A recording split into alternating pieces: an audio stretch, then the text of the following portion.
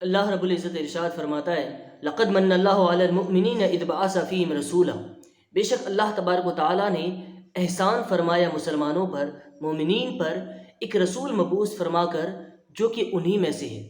اور کیا نبی کریم صلی اللہ تعالیٰ علیہ وسلم کی یوم ولادت کو ایک خاص دن مقرر کر کے اس دن اللہ اور اس کے حبیب صلی اللہ تعالیٰ علیہ وسلم کا ذکر خیر کر کے اللہ تعالیٰ کے اس عظیم احسان کے شکریہ ادا کرنے کا بہترین طریقہ نہیں ہے؟ یقیناً ہے۔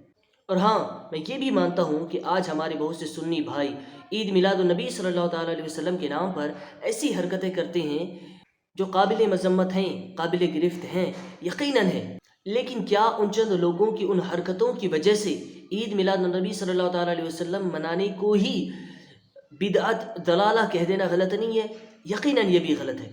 اس لیے میں اپنے تمام بھائی بہنوں سے جو عید میلاد النبی صلی اللہ تعالیٰ علیہ وسلم مناتے ہیں گزارش کرتا ہوں کہ عید میلاد النبی صلی اللہ تعالیٰ علیہ وسلم اس طرح سے منائے جس طرح سے ہمارے اکابرین مناتے تھے، جس طرح سے آج کے ٹائم پہ قوم کے سنجیدہ علماء کرام منانے کا حکم دیتے ہیں۔